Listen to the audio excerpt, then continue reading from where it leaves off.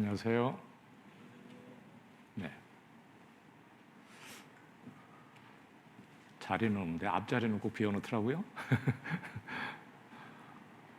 자리가 없어 어떤 사람은 나가는 사람도 있는데. 잘 지내시고 계시죠? 같이 잠깐 기도하고 시작하겠습니다. 자비하시고 사랑이 무궁하신 우리 하나님, 아무 소망 없고 죄 가운데 헤매이며 영원한 멸망을 향해서 달려가던 저희들, 우리 하나님의 그 큰 사랑으로 값없이 구원해 주시고 이 헛된 세상에서 소망 가운데 우리 주님을 바라보고 살게 하신 그 은혜에 참으로 감사합니다. 이제 주님 오시는 그날까지 항상 주님 뜻 안에서 주님을 섬기고 우리 주님만을 기쁘시게 하는 귀한 삶을 살게 하시고 주님 다시 뵙는 그때에 기쁨으로 즐거움으로 그 앞에 세워주시기를 우리 주께 간구를 드립니다. 어리석고 미련한 생각들 늘 깨우쳐 주시고 오직 하나님 말씀을 깨닫게 하시고 더욱더 지혜롭고 명철케 해주셔서 하나님의 뜻을 잘 분별하고 주님 뜻대로 온전히 살아갈 수 있도록 도와주옵소서. 저희는 참으로 어리석고 미련하고 깨닫는 것이 둔하고 연약하다는 것을 압니다.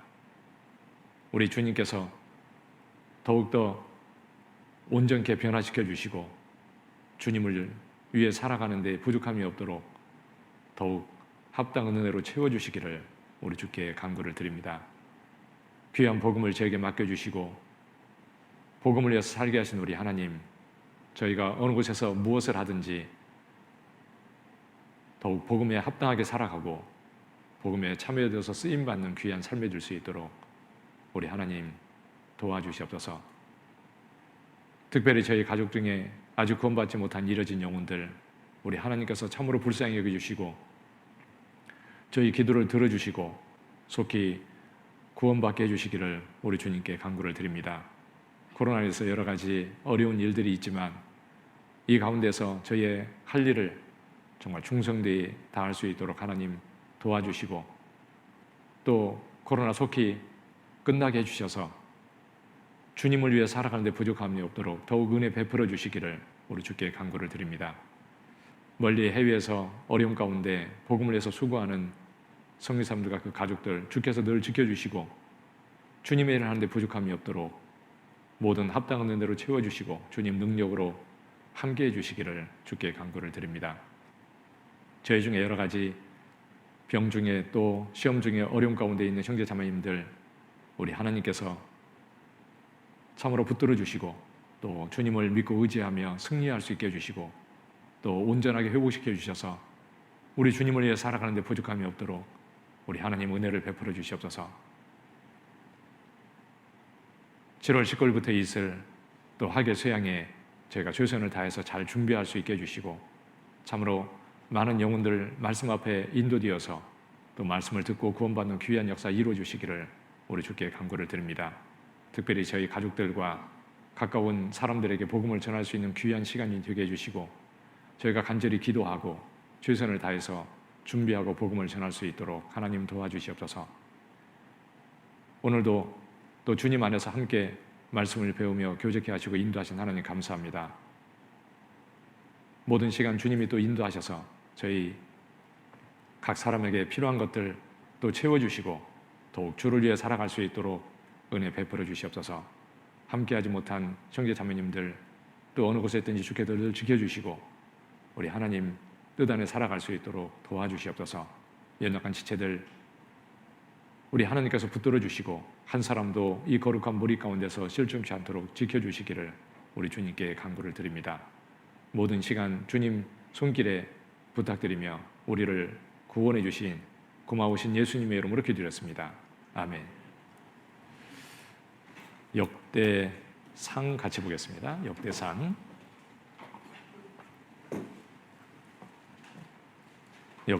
4장이요.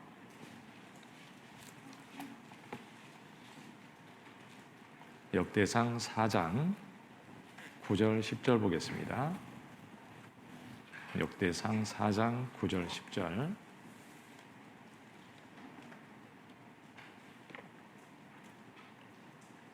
9절 10절을 제가 읽겠습니다. 야베스는 그 형제보다 존귀한 자라. 그 어미가 이름하여 야베스라 하였으니 이는 내가 수고로이 낳았다 함이었더라. 야베스가 이스라엘 하나님께 아뢰어 가로되 원컨대 주께서 내게 복에 복을 더하사 나의 지경을 넓히시고 주의 손으로 나를 도우사 나로 환난을 벗어나 근심이 없게 하옵소서 하였더니 하나님이 그 구하는 것을 허락하셨더라. 네. 코로나는 끝나긴 끝나겠죠. 주님이 이렇게 두실 바야 데려가는 게 낫겠다 이런 생각이 들어요.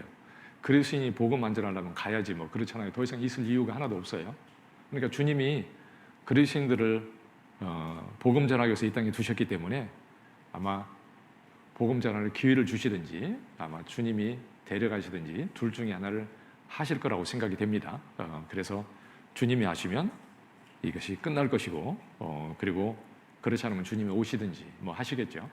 그런데 기회를 꼭 주시고 우리가 정말 최선을 다해서 또 복음을 전할 수 있는 그런 기회가 되기를 정말 바라고요. 또 우리가 이 코로나를 하나님이 끝내주시기를 우리가 그리스도인들이 기도해야 되겠다 이런 생각이 듭니다. 그러니까 우리가 꼭 끝내주시고 우리의 할 일을 다할 수 있도록 하나님 기회를 달라고 그렇게 기도하는 게 맞다고 생각이 됩니다. 주님을 위해서 우리가 어려움이 있을 때 주를 위해 살기 위해서 기도하는 거잖아요. 그러니까 우리가 함께 기도하고 하나님이 또 정리해 주실 거라고 우리가 생각합니다.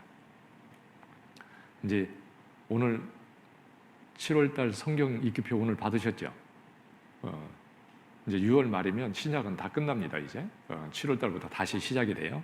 그러니까 성경을 꼬박꼬박 잘 읽으시고요.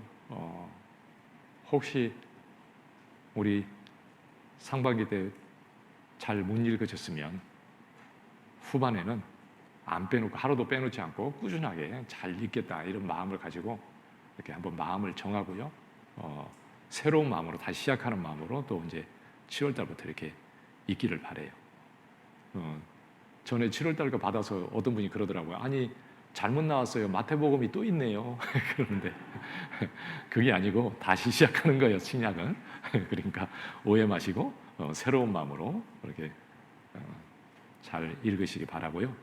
그리고 암송도 꾸준하게 하시고요.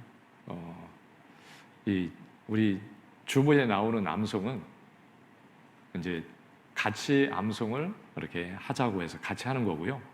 아주 기본적인 거 한 주에 한 개 이렇게 최소한 암송을 이렇게 하는 겁니다. 그러니까 그것은 빼놓지 마시고 꼭 이렇게 암송 잘 하시도록요. 여기 앞에 나와서 이제 암송 인도하는 형제님하고 똑같이 나도 그렇게 해야 되겠다 이런 생각으로요. 이렇게 꼭 준비하셔가지고 하여튼 월요일부터요 암송을 잘 하고 그렇게 했으면 좋겠습니다. 그리고 이제 7월 19일부터 우리 학예 수양이에요.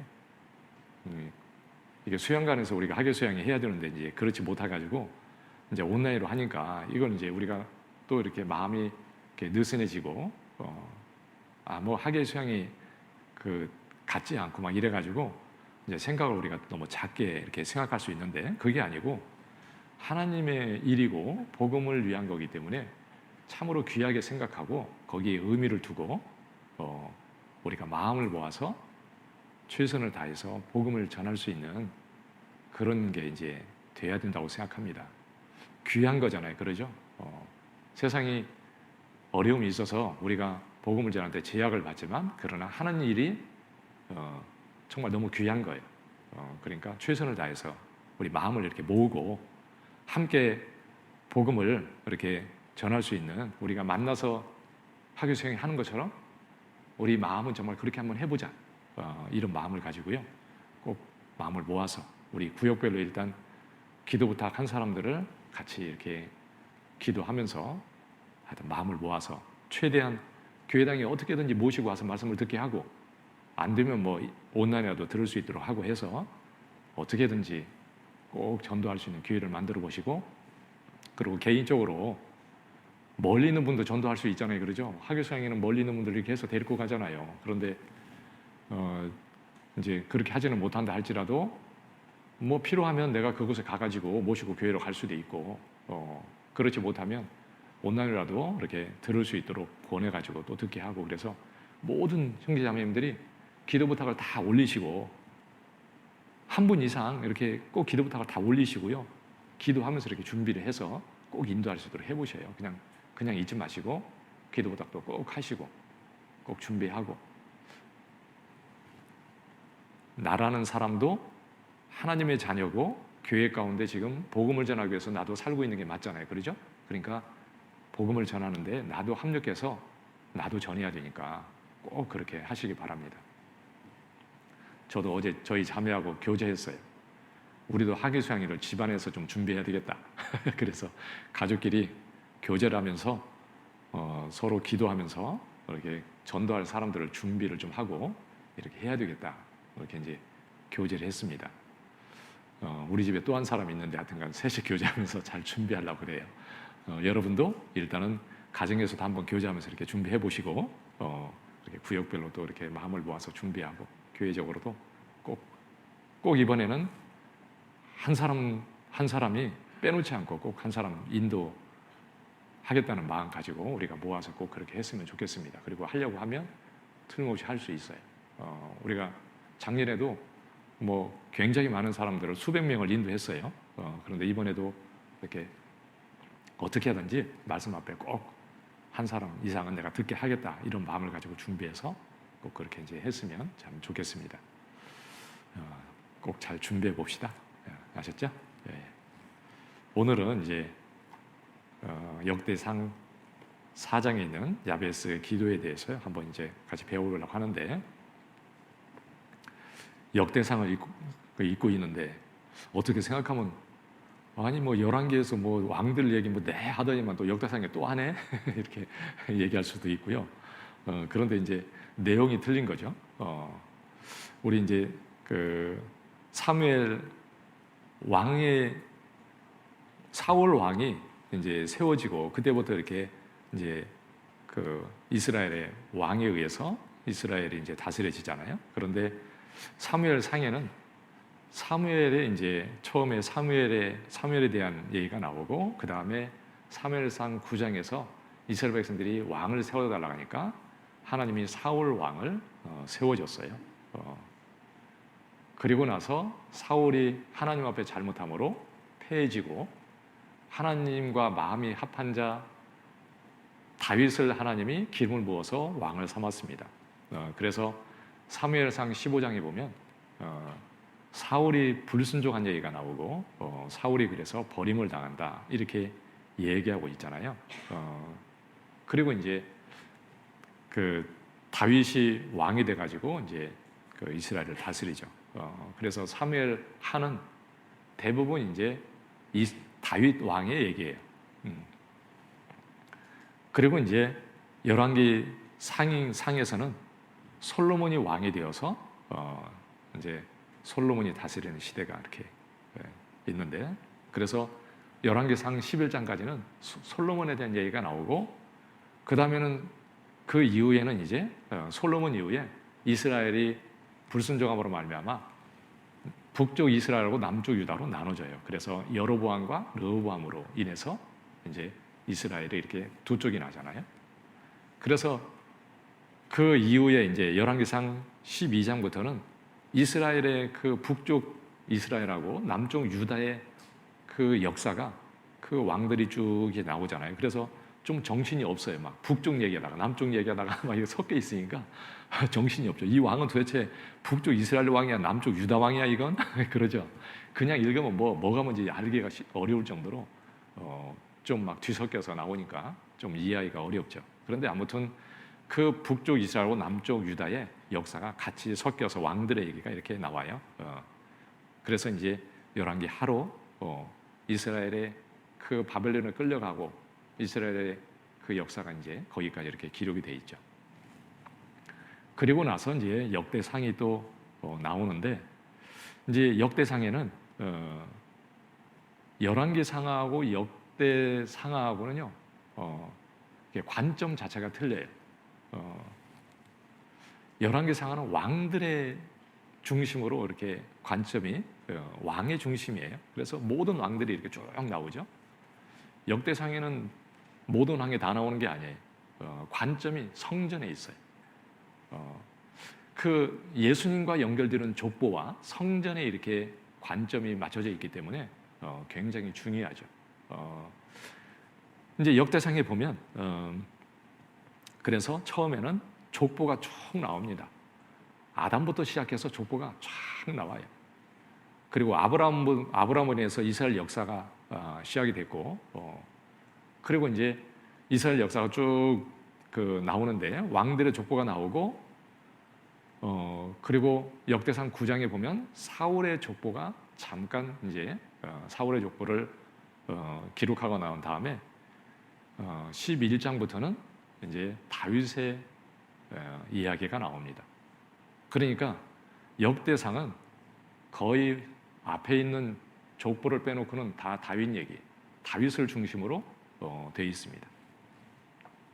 예수님은 다윗의 후손으로 오셔요. 이스라엘의 남쪽 유다는 유다 지파가 중심이잖아요. 유다 자손을 통해서 그 다윗의 후손으로서 예수님이 오시잖아요. 그래서 창세기 49장에서도 유다 지파를 통해서 오신다고 이렇게 예언이 돼 있죠. 그래서 이제 역대상이 쭉 이제 다윗의 얘기가 나오고, 그 다음에 역대하로 가면 이제 솔로몬 이후에 솔로몬부터 시작해서 이스라엘의 왕들의 얘기가 쭉 나오는데, 북쪽 이스라엘은 한 마디도 없어요. 남쪽 유다의 왕들의 이야기만 나오죠. 그러니까 성전과 그 다윗의 후손으로 오시는 예수님과 이렇게 연결이 되기 때문에 관점이 그렇게 맞춰져 있는 겁니다. 그래서 북쪽 이스라엘 왕은 여기에 기록이 없어요. 남쪽 유다의 왕들의 역사만 쭉 나오는 거죠. 그래서 그 이제 그 성전을 중심으로 이렇게 쭉 기록되어 있는데, 그러다가 이제 다윗 이후에 솔로몬부터 시작해서 시드기야 마지막 왕이 두 눈이 뽑히고 바벨론을 끌려가는으로써 끝나는 거예요. 그래서 역대하 마지막에 보면 이스라엘이 멸망해서 이제 바벨론을 끌려가는 얘기가 나오고, 그 다음에 맨 끝에 70년이 차면 하나님이 고레스라는 왕을 통해서 그들을 회복시켜 주신다고 약속하신 대로 그 고레스를 통해서 이스라엘이 회복하는 얘기를 잠깐 몇 줄에 걸쳐서 하고 열왕기가 끝나요. 그리고 이제 그 다음에 에스라가 나오는데, 에스라는 이스라엘 역사가 망했다가 그 땅에 다시 70년 만에 돌아오고 나서 역사를 얘기하는 게 에스라서예요. 그래서 에스라, 느헤미야, 에스더 이 세 가지 이제 역사서는 맨 끝에 있는데, 그것은 이제 이스라엘이 바벨론에 끌려갔다가 돌아온 이후의 역사를 얘기하는 것이 이 세 권의 성경책이에요.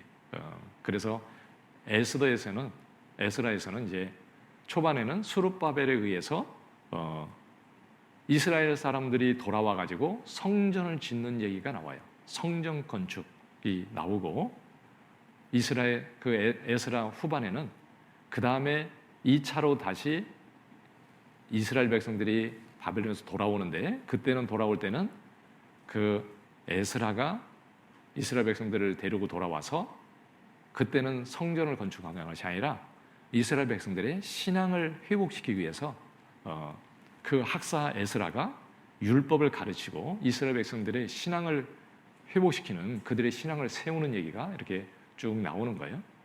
그러니까 이제 오늘 그 역대상의 그 족보가 이렇게 쭉 나오는데요. 참 그 다윗의 후손으로 오시는 예수님, 그 족보로 이렇게 연결되는 것이 중요한 거죠. 그래서 에스라서에 보면 이제 족보가 또 그들이 돌아와서 그 돌아온 사람들의 또 족보를 쭉 얘기하고 있습니다.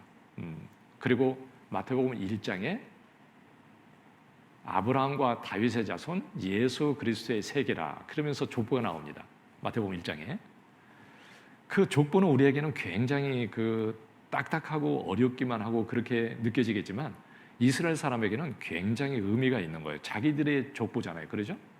그리고 마태복음의 그 족보를 보면 그 족보는 바로 예수님하고 이렇게 연결되어 있는 거잖아요. 그러니까 자기 민족들의 그 역사가 예수님과 이렇게 연결되어 있는데 그것만 자세히 읽어봐도 예수님이 메시아고 이분이 약속대로 오신 분이고 이분을 믿어야 된다는 것을 알 수 있을 거예요. 그런데 그 신약을 마태복음 1장을 잘 읽어야 봐야 되는데 신약은 안 믿으니까 문제죠. 그러죠?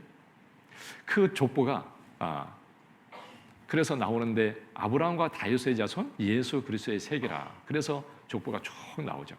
다윗의 후손들 쭉 나오면서 바벨론을 끌려갔다가 다시 돌아와서 또 족보가 나오고 그래서 예수님까지 딱 연결이 되어 있습니다.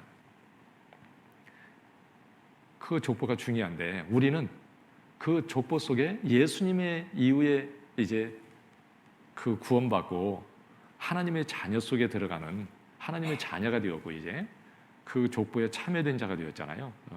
참 중요하죠.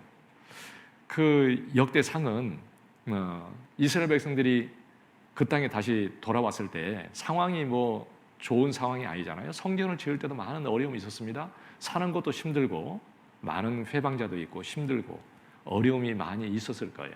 그런데 그들에게 정말 성전을 세우는 것도 중요하고 그리고 신앙이 회복되고 하는 것이 참 중요하죠. 신앙이 회복됐다는 것은 아무리 힘들고 어려움이 있다 할지라도 하나님을 믿고 바라봄으로 하나님의 능력을 힘입고 이스라엘 백성들이 살아가야 되는 것이고 그런 게 진짜 신앙이 세워지는 거잖아요. 그렇게 돼야 되는 거죠. 그래서 그들에게 필요해서 이렇게 역사도 기록해 주시고 그리고 그들을 이렇게 소망을 주고 하나님 안에서 위로를 받고 힘있게 세워져서 살기를 원해서 아마 기록했을 겁니다. 역대 상하는 누가 기록했는지 기록자는 명확하지 않지만 그런데 에스라가 기록했을 거라고 이제 통상 그렇게 대부분 다 믿고 있습니다. 그래서 아무튼 이제 이스라엘 백성들에게는 그들이 불순종해서 망해가지고 멸망을 당해서 끌려갔지만 이제 그들이 정말 약속대로 그들이 돌아왔잖아요. 하나님의 약속은 정말 이루어지는 거구나. 그 역사를 통해서도 그 놀랍게 하나님이 역사하셨다. 우리는 정말 망하고 잘못해서 망했지만 그렇지만 하나님의 약속은 그래도 회복시키는 약속하신 대로 그대로 이루어졌고 하나님은 우리와 함께 하시는 거구나. 그런 것들을 정말 더욱더 이렇게 심겨지면 아마 그들이 하나님을 믿고 힘있게 살지 않았겠습니까? 그래서 그런 것들을 위해서 이렇게 더욱 기록해 주셨을 거예요. 그런데 이제 여기 역대상에 이렇게 족보를 쭉 얘기하다가 4장에 와서 9절, 10절에 야베스 얘기를 이렇게 잠깐 두 절에 걸쳐서 이렇게 잠깐 했는데 왜 이것을 이렇게 기록했을까? 뭐 족보 얘기하다가 왜 이 얘기를 했을까? 그런데 그것은 또 그들에게도 이 이야기가 참으로 쉼이 되고 위로가 되고 그러기 위해서 그것을 이렇게 기록해 주셨을 겁니다. 이스라엘 백성들이 이방에서 돌아와서 어렵고 고통이 있었지만 정말 그 가운데 역사하시는 하나님 그것을 생각함으로 위로하고 이렇게 소망을 갖게 되는 거잖아요. 그걸 위해서 이렇게 성경은 기록해 주신 거죠. 우리에게도 우리도 이렇게 신앙생활하는 가운데 이 세상에서 살아가는 가운데 어려움이 있고 낙심하고 때로는 소망이 없을 것처럼 이렇게 보이는 때도 있는데 그런데 그때 정말 우리 가운데 역사하시는 하나님 그 하나님을 믿음으로 바라볼 수 있다면 정말 든든하게 서 있을 수 있고 그 위로와 소망 가운데 평강 가운데 이렇게 승리하며 살 수 있을 거예요. 그래서 아마 하나님이 우리에게도 그것을 필요해서 기록해 주셨을 겁니다. 참 사람은요 하나님을 바라보지 못하면 항상 이렇게 낙심이 되고 이렇게 슬퍼지고 그 마음이 이렇게 평강이 깨지고 그래요. 저도 어제 이렇게 아침에 일어나가지고 이제 침대에서 저희 자매하고 둘이 이렇게 얘기를 했어요. 어떤 상황을 가지고 이렇게 얘기하는데 마음이 너무 무거운 거예요.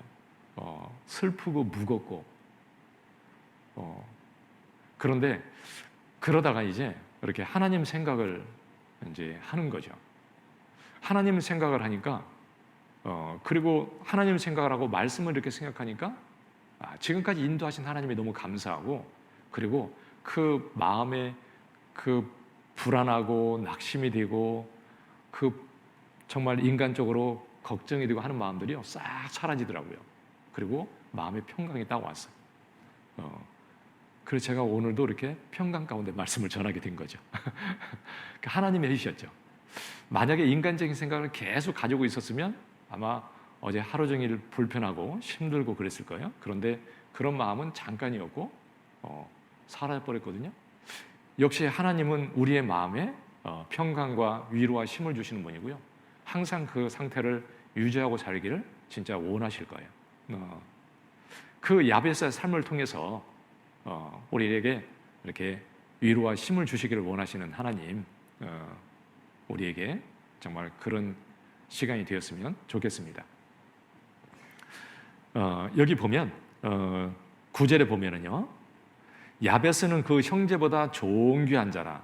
그 어미가 이름하여 야베스라 하였으니 이는 내가 수고로이 낳았다 함이었더라. 야베스는 그 형제보다 존귀한 자라. 존귀한 자라 이렇게 얘기하고 있잖아요. 일단 좋네요. 그러죠? 그런데 그 어미가 이름하여 이름을 야베스라 하였으니 이는 내가 수고로이 낳았다 함이었더라. 아니 그 엄마가 야베스를 낳을 때 너무 힘들었던 것 같아요. 그래서 아들의 이름을 야베스라 했다 이렇게 되어 있습니다. 그럼 야베스라는 뜻이 뭐냐면 고통 그런 뜻이에요. 재난, 불행, 고통의 아들 이런 뜻입니다.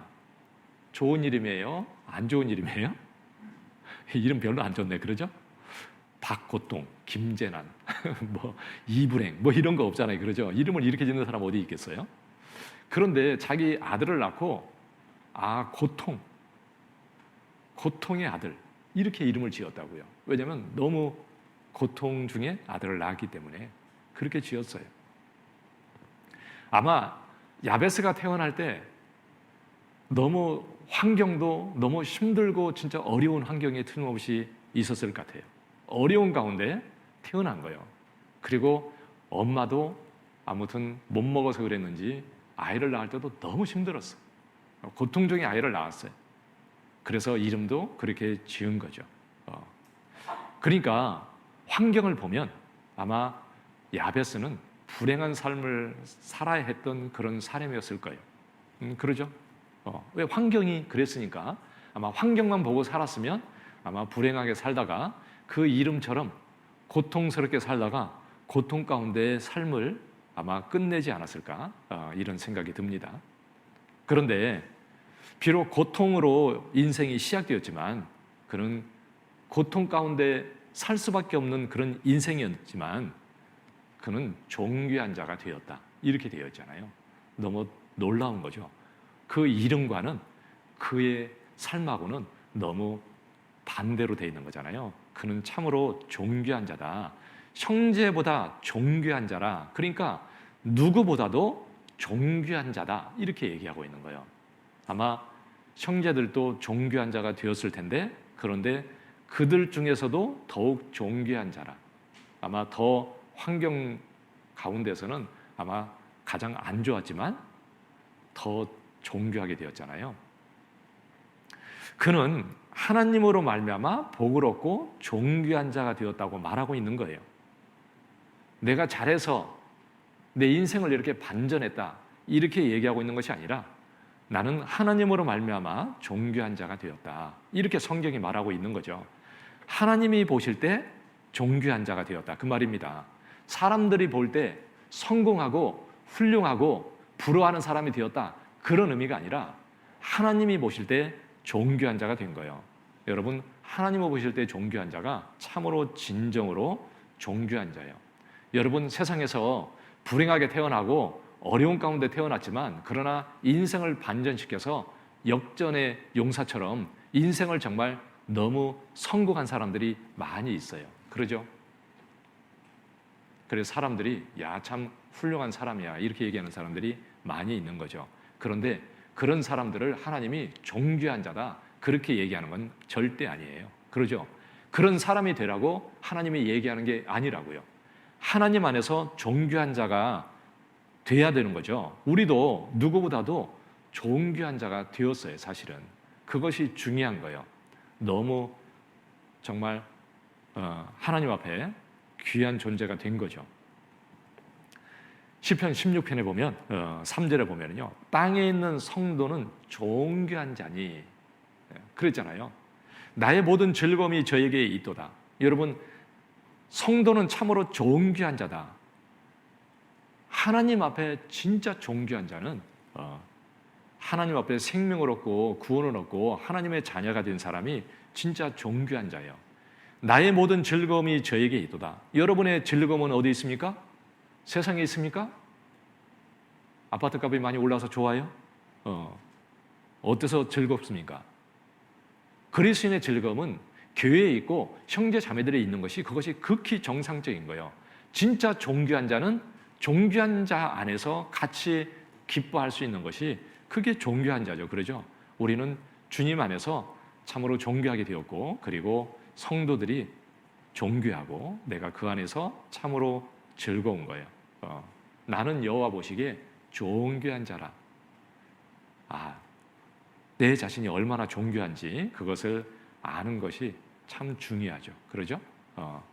전도서 7장 1절에 보면 아름다운 이름이 보배로운 기름보다 낫고 죽는 날이 출생한 날보다 나으며 그랬어요.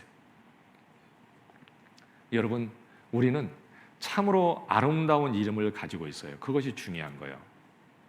여러분, 우리의 소망은 하늘에 있고 이 세상을 떠나서 참으로 귀한 곳에 가는 그날이 있어요. 그날은 너무너무 좋은 날이야. 이 세상을 떠나는 날은 너무 좋은 날이야. 사람들은 이 세상을 떠나는 날이 망한 날이라고 생각해요. 그것이 가장 슬픈 날이라고 생각하는 거예요. 그런데 우리는 이 세상을 떠나는 날이 최고의 날이에요. 더 살고 싶어요? 가고 싶어요? 막 안 죽고 싶고 더 살고 싶고 육신의 생각이고요. 진짜는 이 세상을 떠나서 정말 하루라도 빨리 주님 앞에 가는 것이 진짜 좋은 거예요. 그래서 사도 바울도 내가 할 수만 있으면 이 세상을 빨리 떠나서 주님 앞에 가고 싶다. 그렇죠? 진짜 그렇죠. 주님이 오늘이라도 오시면 얼마나 좋겠어요. 이 세상 모든 걸 다 끝내버리고 진짜 완전한 곳에 들어가서 영원히 살 건데 얼마나 좋습니까? 그 아름다운 이름, 내 이름은 하나님 모실 때 아름다운 이름인 거예요. 그러죠? 하나님이 기억하시는 이름, 하나님이 참으로 귀하게 기억하시는 이름이 얼마나 귀한 거예요. 그러죠? 히브리서 1장에 보면 예수님이 얼마나 귀하고 비교할 수 없는 분인지를 히브리서에 이야기하고 있습니다. 그 예수님하고 천사하고 비교하면서 예수님은 하나님의 아들이다. 천사는 부리는 종이고 절대 아들이라고 칭할 수 없는 존재라는 거예요.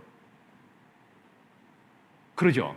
예수님이 얼마나 존귀한 분이에요. 그런데 그분이 귀한 것처럼 나도 하나님의 아들이라는 이름을 가지고 있어요. 엄청나죠? 천사하고 비교할 수 있습니까? 나하고? 절대 비교할 수 없죠. 그러죠? 비교할 수 있는 존재가 아니에요. 왕하고 종하고 비교하는 거나 똑같은 거예요. 그것은. 나는 왕이고 천사는 종이잖아요. 그러죠? 내 이름이 얼마나 엄청나요. 하나님의 아들이라는 이름을 가지고 있어요. 그리고 생명책에서 절대 지워지지 않는 이름, 하나님 앞에서 절대 지워지지 않는 이름이 내 이름이잖아요. 그러죠? 틀림없이 그런 이름이 맞습니까? 흙에 기록된 이름은 지워져 버립니다. 그러죠? 예레미야 17장, 여기는 잡아놓으시고 예레미야 17장 13절,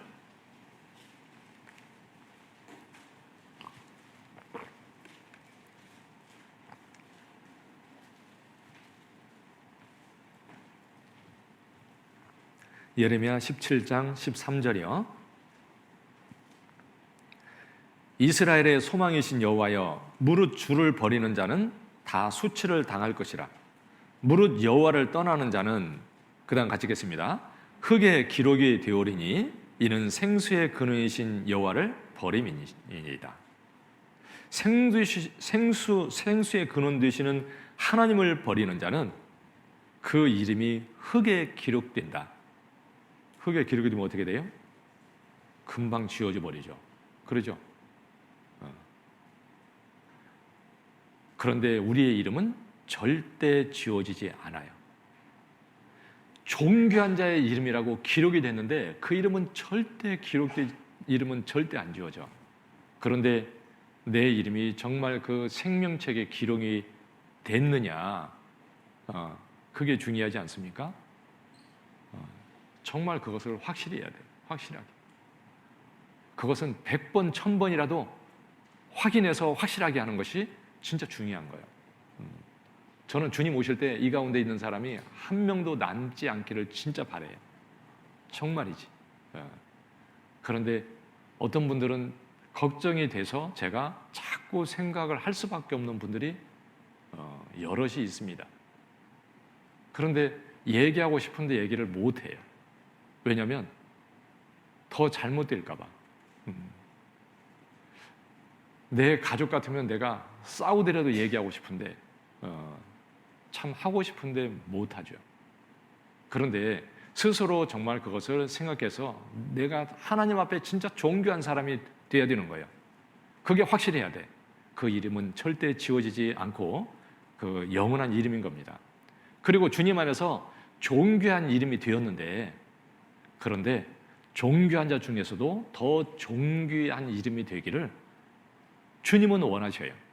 그러니까 더욱더 존귀하게 만들어 주시기를 진짜 원하는 거예요. 그러니까 성경에 존귀한 이름 중에서도 더 존귀한 이름들이 있습니다. 우리의 이름도 그렇게 정말 되면 얼마나 좋겠어요? 더 그러면 좋겠고 그렇게 돼야 되겠죠. 빌립보서 2장이요. 2장 25절.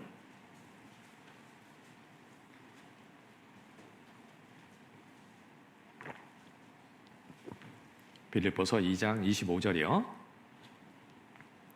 그러나 에바브로디도를 너에게 보내는 것이 필요한 줄로 생각하노니 그는 나의 형제요 함께 수고하고 함께 군사된 자요 너희 사자로 나의 쓸 것을 돕는 자라. 30절 보겠습니다. 저가 그리스도의 일을 위하여 죽기에 이르러도 자기 목숨을 돌아보지 아니한 것은 나를 섬기는 너희의 일에 부족함을 채우려 함이니라. 이 에바브로디도를 얘기하면서 뭐라고 하고 있냐면 나의 형제요, 구원받은 형제죠.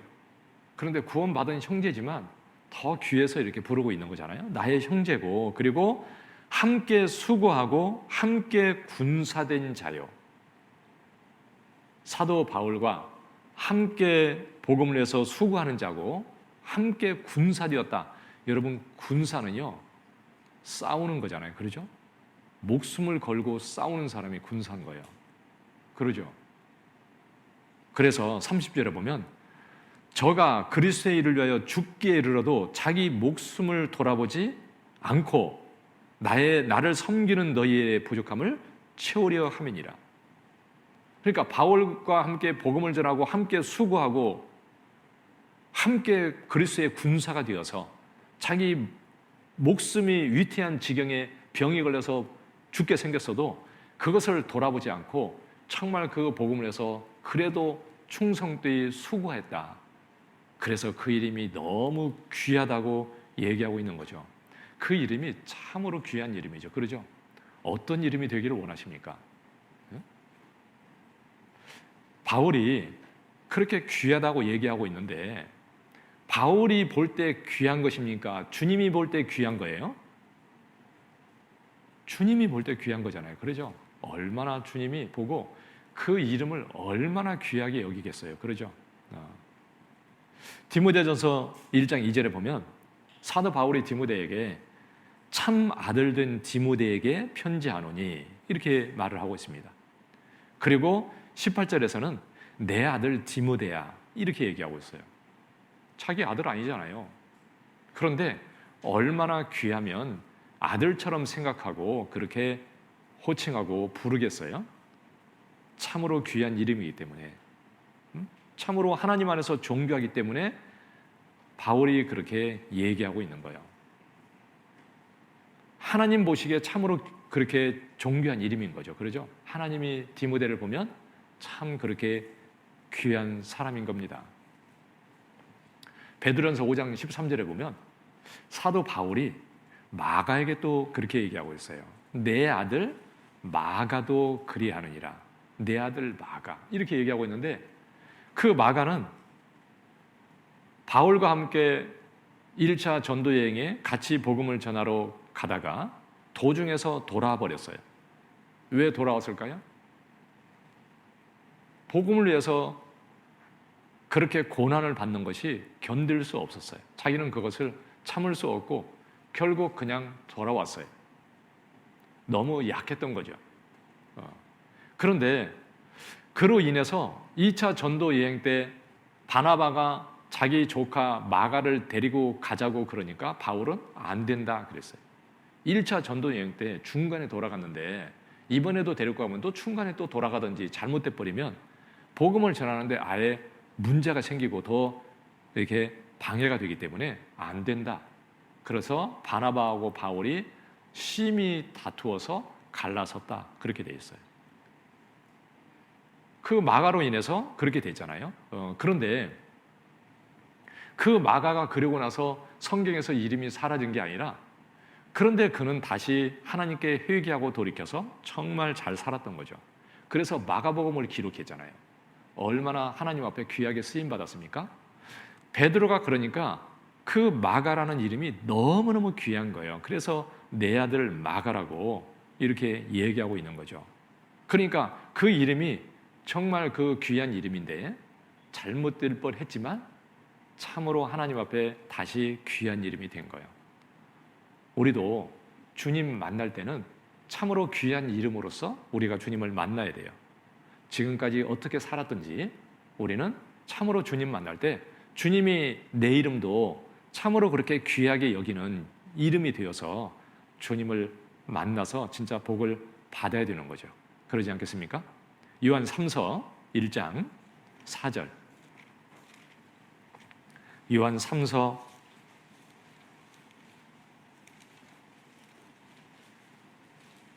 1장 3절 4절이요.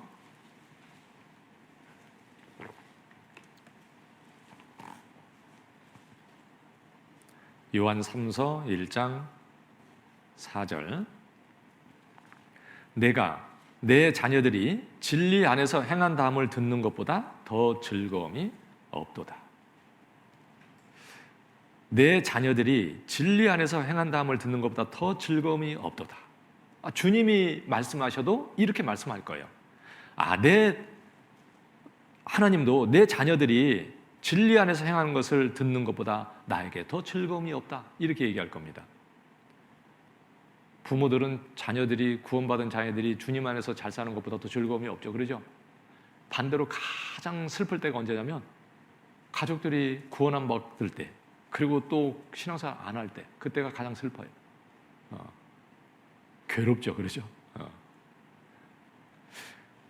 그 주님이 보실 때도 참으로 진리 안에서 행할 때 주님이 우리를 보고 너무 기쁠 겁니다. 진리 안에서 행한다는 것은 하나님 말씀을 따라서 순종하는 거죠. 구원받고 참으로 순종하고 살아갈 때 주님은 너무너무 기쁠 거예요. 그러겠죠. 그리고 하나님을 위해서 수고할 때 순종하고 살아가고 정말 주님의 일에 내가 충성되이 수고하고 살아갈 때 주님이 얼마나 기뻐하시겠어요. 그래서 이런 자를 하나님께서 존귀케 그렇게 이름을 생각하시고 더욱더 존귀케 해주시기를 바랄 거예요. 다윗의 이름은요, 귀한 이름이에요. 그러죠? 아시죠? 다윗의 이름이 존귀하다는 것은 아시잖아요. 그러죠?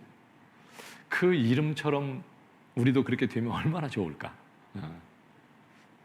그렇게 주님은 그런데 만들어 주시기를 주님은 원하신다는 거예요. 역대상 다시 보겠습니다. 17장, 역대상 17장이요. 17장 8절.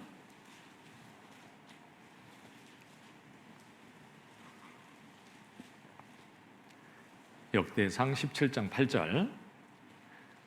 내가 어디를 가든지 내가 너와 함께 있어 내 모든 대적을 내 앞에서 멸하였은즉 세상에서 존귀한 자의 이름 같은 이름을 내게 만들어 주리라. 존귀한 자의 이름 같은 이름을 내게 만들어 주리라. 하나님은 다윗의 이름을 참으로 존귀하게 만들어 주리라. 그 이름을 존귀하게 만들어 준다고 그랬는데 존귀하게 만들어 주셨잖아요. 그렇죠? 뒤에 16절, 17절이요. 다윗 왕이 여호와 앞에 들어가 앉아서 가로되 여호와 하나님이여 나는 누구오며 내 집은 무엇이간데 나로 이에 이르게 하셨나이까? 하나님이여 주께서 이것을 오히려 작게 여기시고 또 종의 집에 대하여 먼 장래까지 말씀하셨사오니. 그 다음 같이 읽겠습니다. 여호와 하나님이여 나를 존귀한 자같이 여기셨나이다. 정말 하나님께서 다윗을 존귀케 만들어 주셨어요. 그 이름을 정말 존귀하게 만들어 주셨습니다. 사울의 이름도 정말 하나님 말씀에 순종했으면 하나님이 그렇게 존귀한 자의 이름으로 만들어 주셨을 텐데 너무너무 정말 불행하죠. 그러죠? 우리도 하나님은 다윗의 이름을 존귀하게 만들어 주신 그 하나님께서는 우리의 이름도 더욱 귀한 이름으로 만들어 주시기를 정말 간절히 원하신다는 거예요. 그거 틀림없어요. 그러죠? 안 믿어지나요? 하나님이 나만 미워하는 것 같아요? 그렇습니까? 아니죠. 다윗을 생각하는 그 하나님은 나도 똑같이 그렇게 생각하셔요. 나를 사랑하시고 정말 존귀케 만들어 주시기를 정말 원하셔요. 요한계시록 3장 12절에 보면 예수님이 이렇게 말씀하는 거예요. 정말 내가 이기고 아버지 보좌에 함께 앉은 것처럼 이제 이기는 자에게 내 보좌에 함께 앉게하여 주리라. 엄청난 말이에요, 사실은요. 이런 말은 할 수 있는 게 아니야. 아니, 이 천지만물을 창조하신 하나님, 예수님이 하나님이신데 예수님은 이 땅에 오셔서 승리하시고 하나님 보좌 앞에는 앉으셨어요. 그런데 이제 주님이 우리에게 뭐라고 말씀하시냐면 내가 너희를 승리케 해서 이제 내 보좌에 함께 앉게 해주겠다, 이렇게 말씀하고 있는 거예요. 그러니까 하나님은 우리를 승리케 하기 위해서 우리를 이끌어가고 계시는 거예요. 신앙생활을 정상적으로 잘 하는 것이 그것이 정상이에요. 거의 정상. 안 하는 게 비정상입니다. 하는 게 이상한 게 아니야. 못하는 게 비정상인 거예요. 신앙생활은 승리하는 게 정상이에요. 왜요? 승리케 하시는 하나님이 계시니까. 그분으로 말미암아 승리해야 되는 거예요. 나는 순종하고 주님께 맡기고 살아가면 승리케 해주시고 영광스럽게 나를 참으로 귀하게 만들어 주시겠다고 약속하신 그 하나님이 그렇게 만들어 주실 거예요. 그러니까 존귀하게 되는 것이 정상이야. 그것이 안 되는 것이 비정상이죠. 그러죠? 정상적으로 돼야 되는 거죠. 특별한 사람에게 그렇게 주시고자 한다고 말씀한 게 아니잖아요. 그런데 우리가 그것을 너무 작게 여기고 내가 그것을 버리면 하나님도 만들어 주기를 원하지만 만들어 줄 수 없어서 내가 잃어버리는 거예요. 사울처럼 잊어버리면 안 되는 거죠. 그러죠? 잃어버리는 자가 되면 안 되는 겁니다. 베드로전서 1장 7절이요. 베드로전서 1장 7절.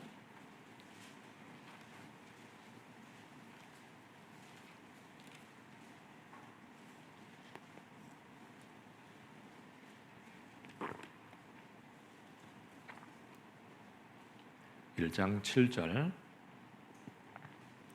너희 믿음의 시련이 불로 연단하여도 없어질 금보다 더 귀하여, 그 다음 같이 읽겠습니다. 예수 그리스도에 나타나실 때 칭찬과 영광과 존귀를 얻게 하려 함이라. 예수 그리스도에 나타나실 때 참으로 존귀하게 되기를 원한다. 그래서 그렇게 하나님이 만들어 가신다는 거예요.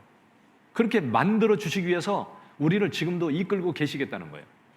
그렇게 우리를 이끌어가고 계신 겁니다.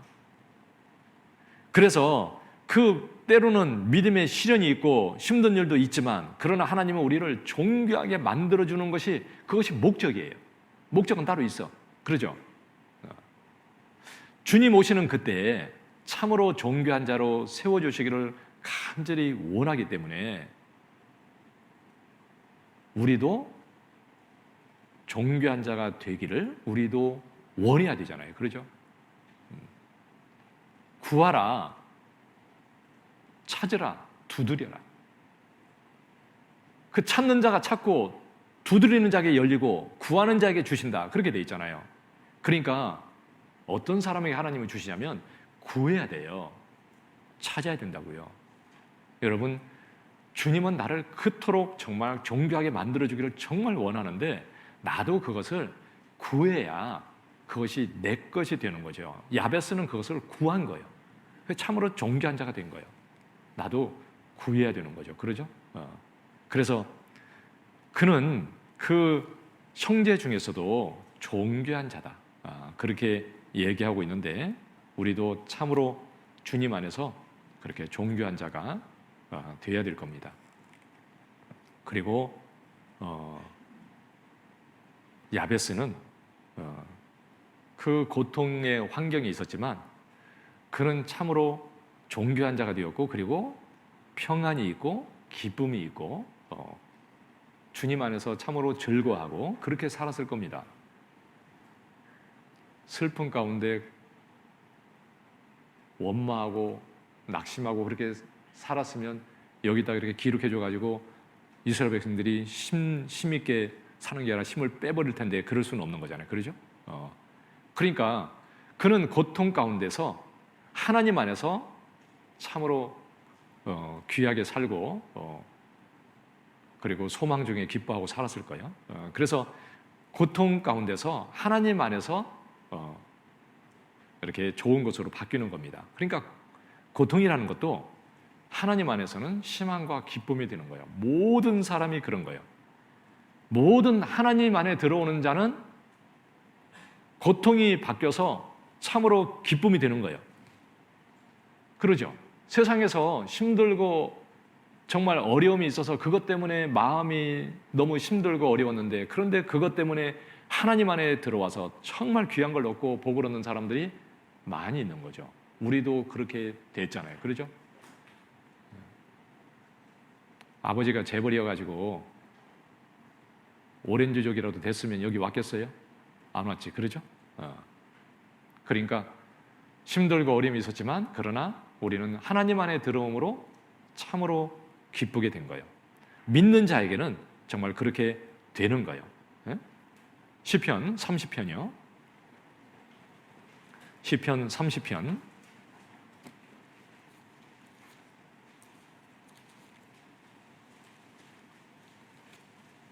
시편 30편 5절.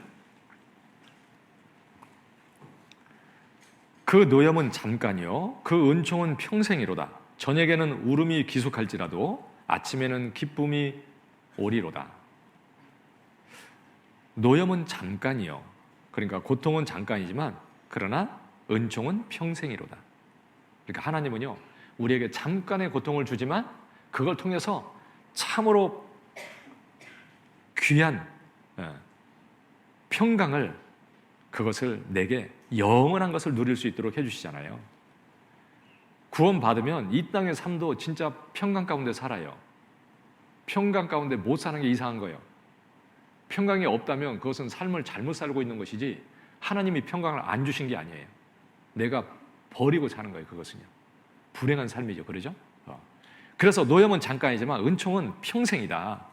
저녁에는 울음이 기숙할지라도 아침에는 기쁨이 오리로다. 기숙한다는 것은 밤을 지낸다는 거죠. 그 밤에는 울음이 고통의 밤을 지내지만 그러나 아침에는 기쁨이 오리로다. 그러죠. 밤이 계속되는 게 아니라 아침이 반드시 온다. 그 아침에는 기쁨이 오리로다. 그러니까 그 고통이라는 것이 계속 있는 것이 아니라 벗어지고 진짜 좋을 때가 오는 거예요. 11절, 그 뒤에 11절이요. 주께서 나의 슬픔을 변하여 춤이 되게 하시며 나의 베옷을 벗기고 기쁨으로 띠우셨나이다. 나의 슬픔을 변하여 춤이 되게 하고 베옷을 벗기고 기쁨으로 띠우셨나이다. 구원받은 사람은 이렇게 얘기할 수 있어요. 그러죠? 그렇게 됐어요? 안 됐어요? 감사합니까? 네? 그렇게 해주셨잖아요. 그래서 하나님은요 모든 것을 좋은 것으로 만들어 주실 수 있는 그런 분이에요. 그러죠? 모든 것을 좋은 것으로 만들어 줄 수 있어요. 눈에 보이는 것이 중요한 것이 아니라 하나님의 손길이 중요한 거예요. 그래서 내가 눈에 보이는 환경이 중요한 것이 아니라 하나님의 손길이 어떻게 하느냐가 그것이 중요한 거예요. 하나님이 함께 하시면 모든 조건을 초월해서 희망으로 다 바뀌는 거예요. 그게 놀라운 거예요. 하나님의 손길이 있습니다. 그러니까 하나님을 바라봐야 희망이 있고 소망이 있고 위로가 되는 것이지 하나님을 빼놔버리면 혼란스러워지고 내 마음이 고통이 있고 힘들고 그러는 겁니다. 우리가 하나님을 붙들면 모든 것이 희망으로 바뀌어요. 틀림없어요. 그래서 그리스도인은 왜 평강이 있고 기쁨이 있냐면 하나님을 붙들고 살기 때문에 그런 거예요. 그렇지 않으면 못 누려요. 시편 71편 뒤로 좀 넘기셔서 시편 71편 14절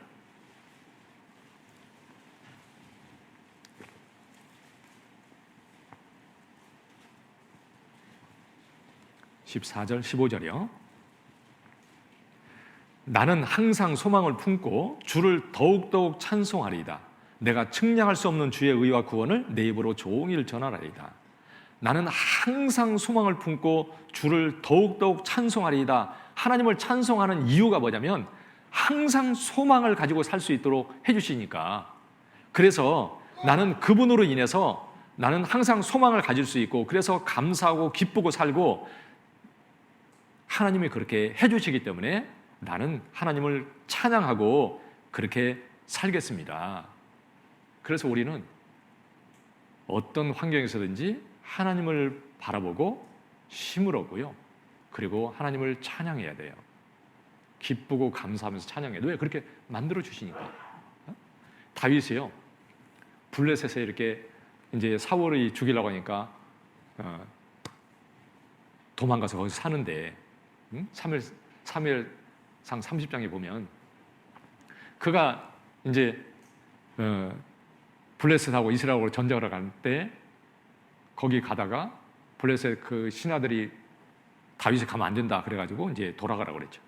그래서 돌아와서 보니까 그 시글락에 살고 있었는데 아말렉이 와가지고 시글락을 완전히 불살라버리고 그리고 자기의 그 처와 아이들을 다 잡아가 버렸어요. 얼마나 황당하겠습니까? 아니, 모든 것이 초토화돼 버리고 사람은 다 잡아가 버렸어요. 그러니까 그 같이 다윗과 함께하는 사람들이 너무너무 슬픈 거예요. 그래서 다윗을 돌로 치려고 그랬어요. 얼마나 마음이 속상하고 슬픈지. 그때 다윗이 뭐라고 했냐면 그 궁급한 상황에서 하나님을 힘있고 용기를 얻었다. 이렇게 되어 있습니다. 여러분 같으면 그 상황에서 어떻게 했을까요? 힘 빠지고 어찌할 줄 모르고 당황하다가 돌에 맞아 죽었겠지, 잘못했으면. 그러죠? 그런데 다윗은 그때 그 궁급한 궁급했는데 그때 하나님을 힘입고 용기를 얻었다. 그렇게 돼 있는데 다윗이 살아났어요. 거기서 죽은 것이 아니라. 그 궁급이라는 게 뜻이 뭐냐면 사방이 꽉 막혀가지고 아무 해답도 없는 상황인데 너무 위급한 것을 궁급하다 그러는 거예요. 해답이 없어. 죽을 것 같아. 이제는 어떻게 할 수도 없는 상황 같아. 그런데 그 가운데서 하나님을 보니까 희망이 생겼어요. 나와 함께 하신 하나님, 상황은 지금 이렇지만 하나님 앞에는 길이 있다. 그리고 하나님께 물었어요. 하나님, 어떻게 해야 됩니까? 제가 아말렉을 쫓아가면 다시 뺏어올 수 있겠습니까? 물어보니까 하나님이 쫓아가라. 다 찾아올 거다. 쫓아가서 찾아왔습니다. 뺏어왔잖아요. 그러죠? 하나님이 함께 있습니다. 하나님을 바라봄으로 그 낙심할 수밖에 없는 상황에서 힘을 얻은 거예요. 우리도 하나님을 바라보는 게 중요한 거죠. 시편 42편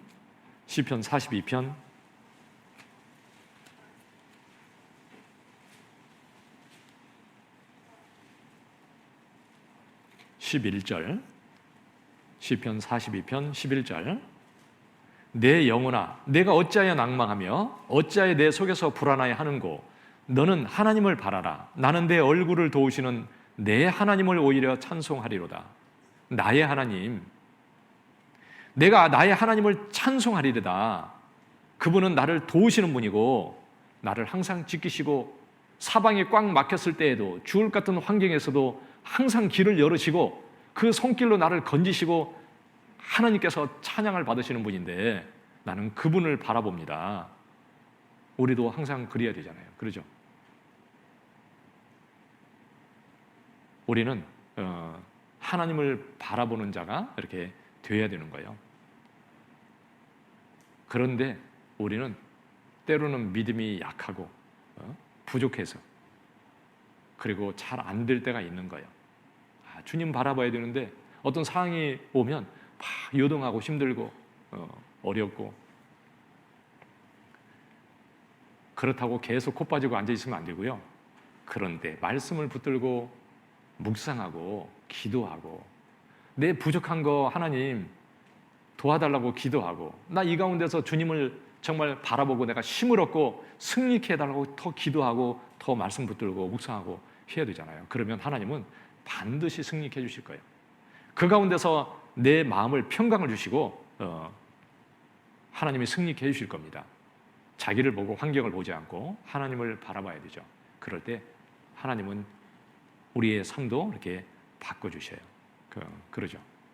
그리고 야베스가 이렇게 기도했잖아요. 역대상 4장에 다시 보겠습니다. 역대상 4장 10절에 야베스가 이스라엘 하나님께 아뢰어 가로되 원컨대 주께서 내게 복에 복을 더하사 나의 지경을 넓히시고 주의 손으로 나를 도우사 나로 환난을 벗어나 근심을 얻게 하옵소서 하였더니 하나님이 그 구하는 것을 허락하셨더라. 야베스가 기도했는데 하나님 내게 복에 복을 더해 주셔서 내 지경을 넓혀 주시고 그리고 내 이 환난에서 벗어나서 근심이 없게 해 주십시오. 이렇게 기도했더니 하나님이 그것을 들어주셨다. 여기 보면 복에 복을 더하셔서 이렇게 돼 있잖아요. 그러니까 이 말씀을 보면 이 야베스는 이미 복을 받은 자고 복을 받고 지금 살고 있는 것을 알 수 있어요. 그러죠? 제가 생각해 보니까 그런 생각이 들어요. 복을 안 받고 있는데 이렇게 얘기하지는 않을 거예요. 그러니까 복을 지금 현재 복을 받고 있는 거예요. 그리고 진짜 감사하고 살고 있는 거예요. 그러면서 더 복을 주시기를 이렇게 기도하는 거죠. 더 많은 복을 주시기를. 그러니까 우리는 먼저 하나님 앞에 내가 받은 복을 하나님께 복을 받아야 되고 그리고 받은 복을 감사하면서 계속 더 복을 주시기를 우리는 간구하고 더 받고 살아야 되는 거예요. 그게 맞는 거죠. 감사할 줄 모르는 것은 참 너무나 모순이고 잘못된 거예요. 정말 그 하나님께 감사하는 마음이 없으면 진짜 구원받은 게 맞나? 이런 생각이 들죠. 종교적인 수준에서 머문다면 진짜 받았는지 그것은 너무너무 의심스러운 거예요. 사실은요, 진짜 감사하는 마음이 있어야 돼요. 이 뼛속 깊은 데서 올라오는 정말 나를 건져주신 하나님, 그리고 정말 그분을 위해서 살고 싶고 그 사랑하는 마음이 있고, 그게 정상 아니겠어요? 감사하지 않는다면요 정말 그것처럼 모순된 게 없는 거예요. 하다못해 어디 길 가는 사람한테 아니 내가 조금이라도 도움을 주면 그 사람이 아이고 고마워요. 아니 어떤 할머니가 길을 가는데 무거운 짐을 지고 횡단보도를 건너가고 있어요. 그래서 아이고 할머니 제가 들어가 건너줄게요. 그래서 무거워서 이제 들어다가 건네줬어요. 그랬더니 할머니가 들고 또 가면서 한마디 말도 않고 그냥 가. 뭐라고 했어야 돼요? 아이고 총각 고마워요 이랬어야지. 감사하다고는 했어야지. 그런데 그냥 가버려. 그러면 들어다 줬는데 그냥 가면 뭐라고 생각해요? 아, 참 할머니 참 이상하네. 그렇게 생각할 겁니다. 그런데 그 할머니를 자주자주 만나서 한 3번인가 이렇게 들어다 줘. 그런데 그래도 인사를 안 해. 그러면 다음에 이제 들어다 주고 싶어요? 안 싶어요? 이놈의 할머니 도대체가 사람인가 아닌가, 이게 마음속에 뭐가 들었나 도대체. 네. 이상하죠? 그러죠? 여러분, 그리스도인이 주님께 감사하지 않고 산다면 도대체 그것보다 모순된 게 세상 천지에 어디 있어요? 감사하는 삶이 아니면 그것은 제사가 아니에요. 그러니까 그리스도인이 감사하는 게 하나님께 제사다. 감사로 제사를 드린다 그랬잖아요. 얼마나 내 마음이 주님께 멀어져 있으면 감사하는 마음이 없겠어요. 그러죠? 너무너무 비정상이에요, 그것은. 그러니까 먼저 감사하는 삶이 지속이 돼야 돼요. 그래야 정상이에요. 그리고 살아야 정말 주님이 기뻐하셔요. 그리고 복을 계속 우리는 받는 자예요. 그래서 시편 115편 15절에 보면 우리는 천지를 지으신 여호와께 복을 받는 자로다. 우리는요 천지를 지으신 하나님께서 계속 복을 주시기를 원하셔요.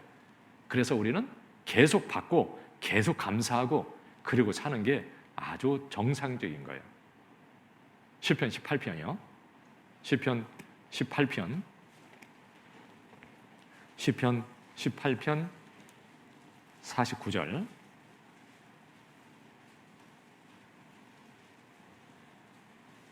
시편 18편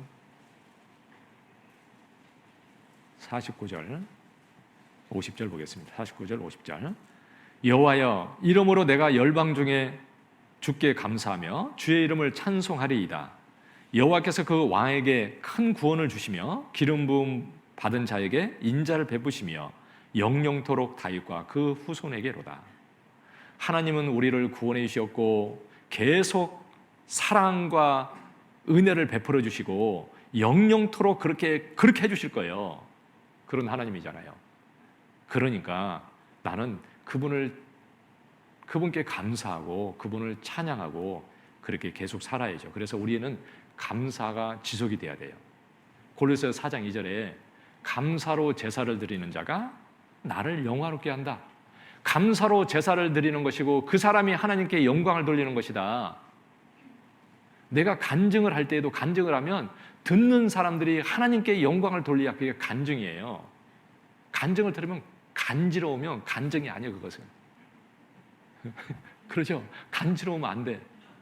자기가 나오고 그러면 안 되죠. 야, 정말 주님이 높아지고 정말 주님이 찬양을 받아야 마땅한 거잖아요. 우리는 모든 것을 통해서 우리는 하나님을 찬양하고 감사해야 맞는 거예요. 그래서 감사하고 기도하고 감사하고 이게 연결돼야 되는 겁니다. 그래서 감사로 제사를 드린다 것은 기도하는 자가 감사할 수 있어요. 기도를 이렇게 정말 주님과 정상적으로 하면 감사는 따라오게 돼 있습니다. 그러니까 감사하고 기도하고 계속 연결이 돼야 돼요. 그리고 빌립보서 4장 6절에 보면 그 아무것도 염려하지 말고 오직 너희 구할 것을 감사함으로 하나님께 아뢰라 이렇게 돼 있잖아요.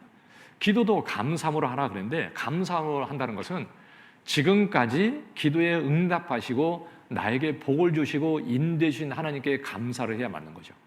그리고 두 번째 감사는 지금 이 기도하는 것도 하나님이 틀림없이 들어주실 것을 믿고 감사하는 거예요. 그 두 개의 감사가 들어가야 그게 기도를 하나님이 정말 받을 수 있는 그 기도가 되는 거죠. 그렇게 내 삶이 계속 연결돼서 돌아갈 수 있도록 그 신앙생활을 그렇게 해야 되는 거예요. 그래서 복의 복을 그렇게 받고 살면서 복을 더 달라고 이렇게 더 주님을 위해 살 수 있도록 이렇게 기도하고 있는 거죠. 우리도 복의 복을 더해 주시기를 이렇게 기도해야 되는 거죠. 요한복음 1장 16절에 보면 우리가 다 그의 충만한 데서 받으니 은혜 위에 은혜로라. 여러분, 주님은 우리에게 더 주시고 더 주시기를 원하셔요. 부족한 게 없고 주님 안에 충만해. 아무리 줘도 뭐 줄 것이 있는 분이잖아요. 그렇죠? 그래서 우리에게 계속 더 복을 주시기를 원하니까 우리도 원해야 돼요. 원하는 마음이 있어야지. 그렇죠? 원하는 자가 받는 거예요. 아, 나도 정말 하나님 더 잘 살게 해주십시오. 그 마음이 있어야 되잖아요. 그래서 내게 복에 복을 더하사 내 지경을 넓혀 주십시오. 이렇게 기도했습니다. 지경이 넓어진다는 것은 주님을 위해서 더 잘 사는 거죠. 그러죠? 그러니까 우리도 이렇게 기도를 이제 더 잘 살기를 이렇게 정말 기도해야 되는데, 그런데 우리도 우리 지경을 넓혀달라고 해야 되는 거죠. 하나님 앞에 우리도 욕심을 낼 것은 욕심을 내야 돼요. 고집을 부릴 것은 고집도 부려야 되는 거예요. 고집 부릴 것을 고집을 안 부리면 줏대가 없는 거예요. 아니, 어떤 부인이 이제 자기 아내가 있는데 아주 사람들한테 잘하고 고집도 없고 그래서 참 좋아. 가지고 그냥 옆에 남자가 오라고 하면 따라가. 어디 갔다 와서 옆집 남자가 저기 밥 먹고 차 마시고 그래서 하고 산책도 손잡고 갔다 왔어. 어때요? 착합니까? 고집 없어 좋습니까? 아니죠. 그건 죽어도 따라가면 안 되는 거예요. 그러죠. 그래야 남편이 좋아하지. 그러죠. 그리스인이 죽어도 목숨이 달아나도 지켜야 할 것이 있어요. 그것은 고집을 끝까지 부려서라도 지켜야 돼. 그것이 없으면 그건 그리스인이 아니야. 그러죠. 그래서 고집이 있을 때는 있어야 돼요. 염소 고집이 잠언에서 좋게 얘기하고 있잖아요. 그것은 좋은 걸 얘기하는 거예요. 쓸데없는 고집 말고. 욕심도 귀한 것에는 욕심을 내야 되는 거예요. 그러죠? 하나님께 속한 거, 하늘에 속한 거, 참으로 귀한 것은 그것은 하나님께 달라고 해서 나도 꼭 얻고자 하는 마음이 있어야 맞는 거예요. 그거 있으면 그만이고 없으면 말고 이런 게 아니죠. 나도 그것을 꼭 얻고 싶습니다. 이렇게 해야죠. 그래서 우리도 욕심을 부려야 돼. 하나님의 일에 더 많이 쓰임받기를 정말 간절히 원해야 돼요. 열왕기하 2장이요. 열왕기하 2장 9절. 열왕기하 2장 9절이요. 9절 10절 보겠습니다.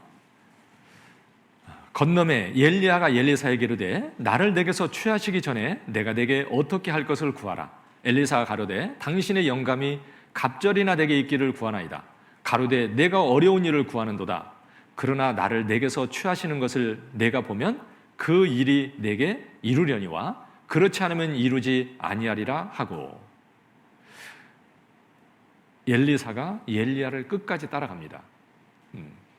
그러니까 엘리야가 이제 얘기하는 거예요. 너 도대체 내게 어떻게 할 것을 구하라. 그러니까 뭘 구했냐면 당신의 영감이 갑절이나 내게 있기를 구하나이다. 이렇게 얘기했어요. 처음에 언뜻 읽으니까요, 엘리사가 너무 교만해 보여요. 이놈이 엘리야보다 더 나은 사람 되겠다고 구하는 거야? 교만해 보이잖아요. 그러죠? 그런데 그런 마음으로 구한 게 아니라 정말 그 엘리사는 잘 알아요. 엘리사는 북이스라엘의 선지자예요. 그 이스라엘에 그나마 서 있는 것은 엘리야 때문에 하나님 앞에 지금 서 있는 거예요. 엘리야가 없으면 도대체 이놈의 나라가 아주 추풍 낙엽이 될 텐데 이거 어찌하면 좋은가. 그러니까 엘리야가 지금 올라간다는데 어찌하면 좋겠어요. 그러니까 정말 하나님 앞에 이스라엘을 지키고 싶고 그런 마음이 있는 거죠. 그래서 그 정말 엘리야에게 임했던 그 하나님의 능력이 내게 임해서 정말 그것을 꼭 그렇게 이스라엘을 지키고 하나님 안에 그렇게 하기를 원합니다. 하나님 안에 정말 주님의 그 하나님의 일을 위해서 구한 거예요. 그래서 하나님이 그 구하는 것을 보고 얼마나 기뻤겠어요. 그러니까 주셨죠. 그러면서 뭐라고 하냐면 10절에 보면 내가 하나님께서 나를 취하는 걸 보면 그 일이 내게 이루어질 것이다. 그런데 만약에 그렇지 않으면 이루어지지 않을 거다. 근데 봤잖아요. 보고 얻었습니다. 이제 봤다는 것은요, 그가 정말 그것을 원했다는 거예요. 만약에 원하지 않았으면 어떻게 됐을까요? 못 봤을 거예요. 원하는 마음이 있으니까 죽으라고 따라가죠. 끝까지 따라가서 봤잖아요. 귀엽고 따라가서 봤고, 그리고 그 능력이 엘리사에게 임했어요. 만약에 따라가다가 적당한 마음이 있으면 어떻게 됐을까요? 중간에 적당히 따라가다가 그만둬 버렸을 거예요. 그러면 엘리야의 능력은 엘리사에게 임하지 않았을 겁니다. 그는 하나님 앞에 쓰임받는 사람은 존귀한 사람이 되지는 못했을 거예요. 그런데 끝까지 따라갔어요. 정말 하나님의 앞에 원하는 마음이 정말 있었거든요. 간절한 마음. 하나님을 위해서 정말 그렇게 쓰임받고 살기를 간절히 원했기 때문에 끝까지 따라갔어요. 구했는데 마음이 없다면 얻지 못할 겁니다. 말은 하는데 마음이 없어요. 그러면 얻지는 못할 거예요. 어떤 사람은 교제 나가고는 간증은 멋들어지게 해요. 맨날 뭐 주님 위해서 잘 살고 싶어요. 잘 살고 싶어요. 근데 죽어도 잘 안 살아. 끝까지 거기서 맴돌아.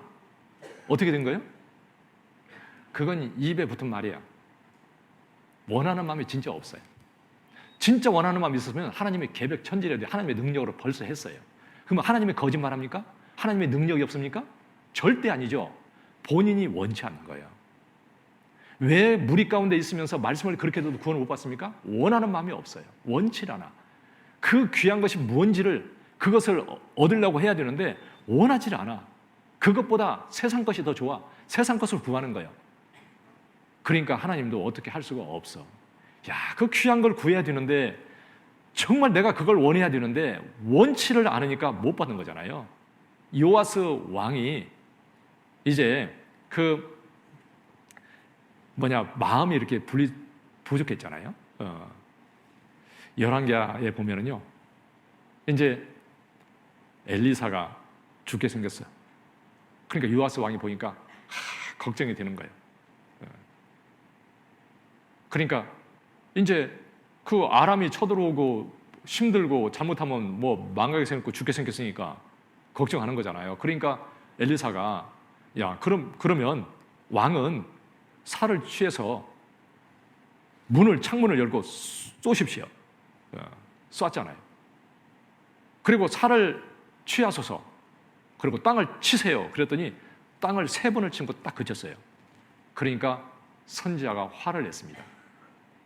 아니, 이것은 아람을 갖다가 지금 진멸하고자 하는 화살인데 그것을 5, 6번은 칠 것인데 3번을 치고 그칩니까? 그러니까 이제 아람을 3번만 치셔서 이기고 그 다음에는 못할 거예요. 끝까지 쳐버렸으면 아람을 진멸해버렸을 텐데 그런데 마음이 그것밖에 안 되는 거예요. 그러니까 걱정하고 아람을 정말 싸워서 이기를 원하지만 그 아람을 정말 진멸하는 마음은 없는 거예요. 왜 내게 죄가 있는데 그 죄가 떨어져 나가지 않습니까? 왜 내가 주님을 살고자 하는데 그 나를 회방하는 것이 계속 따라다니면서 말씀을 읽어야 된다고 생각하는데 왜 말씀을 방해하는 것이 왜 내 성경을 못 읽게 만드는 거예요? 왜 그래? 그 마음이 그만큼 부족한 거예요. 그만큼. 세상과 할 거 다 하는데 그런데 주님에서 할 것은 안 해. 꼭 요아스만큼 조금 부족한 거죠. 진짜 그것을 하기를 원해야 돼요. 내가 주님 앞에 그 귀한 것들이 얼마나 귀한 것인지 나는 이것을 절대 잊어버리지 않겠습니다. 그리고 정말 원해야 되잖아요. 야베스는 정말 원했어요. 그래서 하나님이 주셨다고 되어 있잖아요. 우리도 진짜 원해야죠. 내가 주님 위해서 더 잘 살고 정말 그렇게 살기를 원합니다. 그럴 때 주님은 참으로 기뻐하시고 정말 주실 겁니다. 주님을 더 기쁘시게 하고 살아야 되잖아요. 어떻게 하면 주님을 더 기쁘시게 할까? 정말 주님을 더 기쁘시게 하고 내가 그렇게 살게 해주시고, 그리고 주님을 기쁘시게 하다가 주님 오실 때 나도 그 앞에 기쁘게 세워주십시오. 그렇게 기도해야 되는 거죠. 내 지경을 넓혀달라고 나도 그렇게 해달라고 기도해야 되잖아요. 그리고 형제자매를 더 섬길 수 있게 해주십시오. 그것이 내 상급인데 내가 낮아져야 형제를 섬길 수 있어요. 더 겸손해지게 해주십시오. 너희 안에 이 마음을 품으라. 그리스도의 예수의 마음이니. 그 주님의 마음을 품고 더 낮아지고 겸손해서 정말 주님을 더 섬기는 자, 그런 사람이 돼야 진짜 복이 있는 거죠. 마태복음 24장에 보면 주님이 오실 때 때를 따라 양식을 나눠주는 자가 누구냐, 주인이 올 때 이렇게 하는 것을 보면 그 종은 복이 있으리로다. 주님이 오실 때 그 사람이 복이 있다. 정말 형제자매를 섬기고, 뭐 양식을 나눠주는 게 무슨 뭐 쌀 나눠주고 그거 얘기하는 거겠어요? 그러면 우리는 진짜 복 없는 사람이지, 그러죠? 요새는 쌀 나눠줄 필요가 없어. 없으면 국가에서 주는데 뭐, 예? 그렇죠? 진짜 뭐 그게 아니라 형제 자매님들이 신앙생활을 잘할 수 있도록 내가 도와주고 세워주는 자의 그 역할을 하는 것이 진짜 그거 나눠주는 것이고요. 섬기는 거예요. 그 사람은 정말 복이 있다. 그러니까 주님 오실 때 진짜 복 있는 사람은 형제 자매 마음 하나하나에 마음이 있고, 어떻게 하면 정말 그 형제 자매들이 정말 신앙생활을 더 잘할 수 있고, 만나면 정말 그걸 생각하면서 정말 그들을 위해서 교제하고 기도하고 그런 마음이 돼야 돼요. 그게 진짜 복 있는 사람이에요. 주님 오실 때 참으로 기쁘고 그 사람이 복이 있을 거예요. 여러분, 내가 교제하는 형제자매들의 신앙을 내가 세워주는 사람으로서 지금 살고 있습니까? 내가 형제자매들을 만나면 참으로 주님 안에서 교제하고 그래서 기쁘고 정말 주님 안에서 그 신앙에 맞게 교제해주면서 정말 그들을 세우기 위해서 내가 교제하고 그렇게 살고 있습니까? 주님이 오실 때 정말 그렇게 살다가 주님 만나면 그 내가 형제자매들의 신앙을 세워주는 그것이 내 상급이 되는 거예요. 뭐가 남아요? 그것이 주님 오실 때 남을 게 뭐 있습니까? 그것이, 그러죠? 형제자매를 섬겨준 게 그런 거예요. 뭐 육신적으로 잘해주고 뭐 그것이 아니라 육신적으로도 힘들면 도와주고 신앙에 정말 잘 되기를 바라서 정말 기도해주고 교제해주고, 예? 그것처럼 귀한 게 어디 있겠어요? 그러면 진짜 그것이 우리의 영광이 되는 거예요. 데살로니가 전서 2장 19절, 데살로니가 전서 2장 19절이요. 19절 20절 보겠습니다. 우리의 소망이나 기쁨이나 자랑의 면류관이 무엇이냐? 그의 강림하실 때 우리 주 예수 앞에 너희가 아니냐? 너희는 우리의 영광이요 기쁨이니라. 우리도 서로 이렇게 얘기할 수 있어야 돼요. 너희는 우리의 영광이요 기쁨이니라. 서로 영광이 되고 주님 안에 섰을 때 서로 자랑이 되고 영광이 돼야 돼요. 그러죠? 그래서 우리는 정말 주님을 섬기고 서로의 신앙을 위해서 도와주고 서로 잘 살다가 주님 앞에 딱 서면 아이고, 서로 보면서 아이고, 형제님 때문에 내가 정말 신앙생활 잘했고 그래서 내가 더 복받게 되었고 너무 고마워요. 아이고, 저도 형님 때문에 상급을 받고 좋아요. 서로 이렇게 영광이 돼야 돼. 근데 육신적으로 해가지고 잘못해가지고 괜히 신앙을 서로 도움이 안 되고 살다가 주님 앞에 딱 서면요 얼마나 민망하겠어요.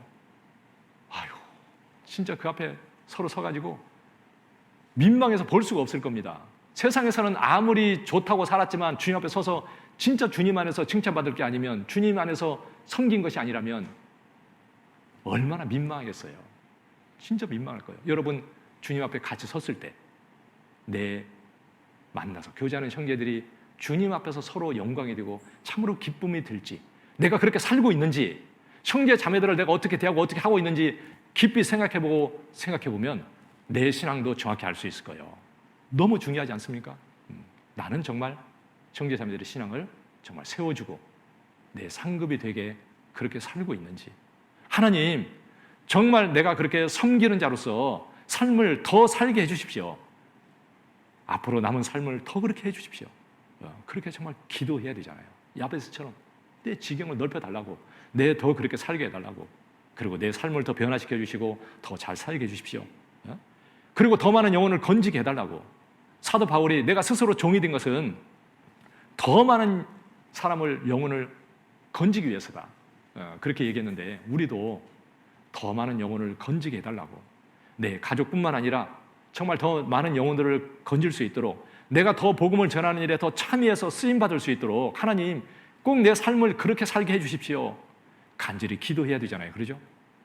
그 기도는 하나님이 반드시 들어주실 거예요. 그리고 참으로 귀하게 만드실 겁니다.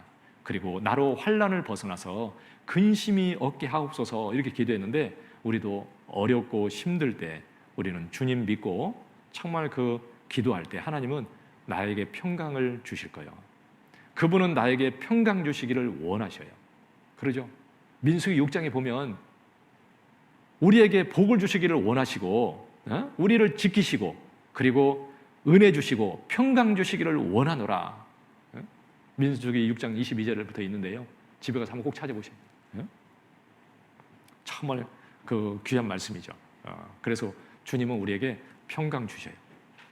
그래서 어떤 환경이 있든지 하나님, 나도 정말 하나님께 근심이 없이 정말 주님 안에서 평강 가운데 주님을 살게 해달라고 기도하면 내 어려운 가운데서도 하나님은 틀림없이 평강을 주시고 승리하고 살게 해주실 거예요. 뭐 어려운 환경이 바뀌는 게 문제가 아니라 그 환경 그대로 있어도 내 안에 평강이 있고 주님 안에 잘 살고 기쁨으로 살면 되는 거예요. 그것을 해결해 주든지 그 환경 가운데 있든지 그것이 중요한 것이 아니라 내가 그 가운데서 평강을 누리고 바르게 사는 것이 진짜 중요한 거죠. 그래서 주님이 너희가 환난을 당하나 담대하라, 내가 세상을 이겨노라, 요한복음 16장 33절에 그랬는데요. 우리도 승리하고 정말 살 수 있도록 승리케 하시는 분이 있으니까 그분을 믿고 의지하고 내가 담대히 평강 가운데 그렇게 살아야 되겠고요. 그리고 이제 정말 우리도 더 하나님 앞에 더 간구하고 더 힘있게 살기를 간구하고 그리고 정말 주님 앞에 더 잘 살았으면 좋겠습니다. 같이 기도하겠습니다. 우리 하나님 아버지, 우리를 정말 사랑하시고 그 큰 사랑으로 값없이 구원해 주신 우리 주님 참으로 감사합니다. 이제 주님 안에 더 승리하고 참으로 주님을 위해서 더 귀하게 쓰임받고 주님 앞에 더 영광스러운 모습으로 설 수 있기를 간절히 바라고 합니다. 저희 연약한 지체들 주님께서 더욱더 붙들어 주시고 참으로 승리케 해주시고 저희가 승리하고 주님 앞에 힘있게 살아가다가 우리 주님 앞에 참으로 기쁨으로 즐거움으로 그 앞에 모두 설 수 있도록 우리 하나님 은혜를 베풀어 주시옵소서. 이제 7월 19일부터 있을 우리 학예 수양에 저희가 최선을 다해서 잘 준비하고 저희 각자가 꼭 한 사람 이상 전도할 수 있도록 하나님 도와주시고 참으로 많은 영혼들 말씀 앞에 인도되어서 말씀을 듣고 구원받는 귀한 역사 이루어 주시기를 우리 주님께 간절히 부탁을 드립니다. 모든 것 주님 은혜의 손길에 부탁드리며 우리를 언제나 사랑하시는 고마우신 예수님의 이름으로 기도드렸습니다. 아멘.